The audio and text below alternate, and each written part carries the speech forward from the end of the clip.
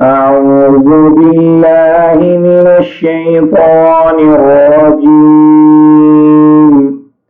بسم الله الرحمن الرحيم.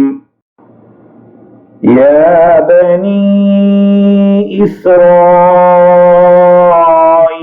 اذكروا نعمتي التي أنعمت عليكم وأني فضلتكم على العالمين. واتقوا يوما لا تجزي نفس عن نفس شيئا ولا يقبل منها شفاعة ولا يؤخذ منها عدل ولا هم ينصرون. وإذ نجيناكم من آل فرعون يسومونكم سوء العذاب يذبحون أبناءكم ويستحيون نساءكم وفي ذلكم بلاء من ربكم عظيم. وإذ فرقنا بكم البحر فأنجيناكم وأغرقنا آل فرعون وأنتم تنظرون. وإذ وعدنا موسى 40 ليلة ثم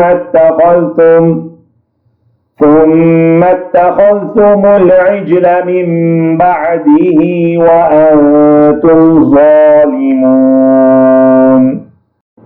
ثم عفونا عنكم من بعد ذلك لعلكم تشكرون. وإذ آتينا موسى الكتاب والفرقان لعلكم تهتدون. وإذ قال موسى لقومه يا قوم إنكم ظلمتم أنفسكم باتخاذكم العجل فتوبوا إلى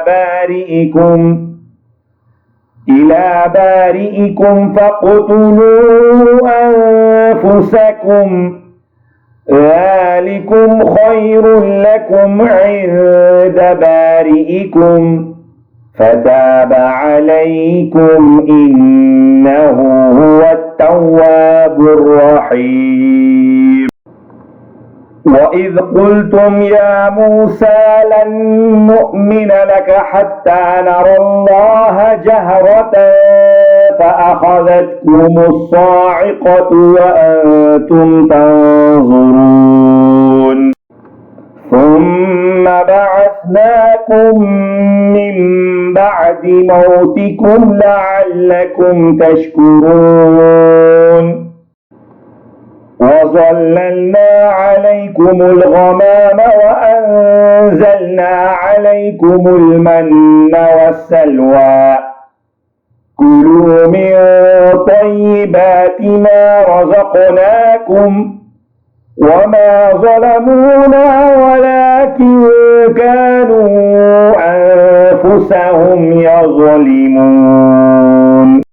وإذ قلنا ادخلوا هذه القرية فكلوا منها حيث شئتم رغدا وادخلوا الباب سجدا وقولوا حطة نغفر لكم خطاياكم وسنزيد المحسنين.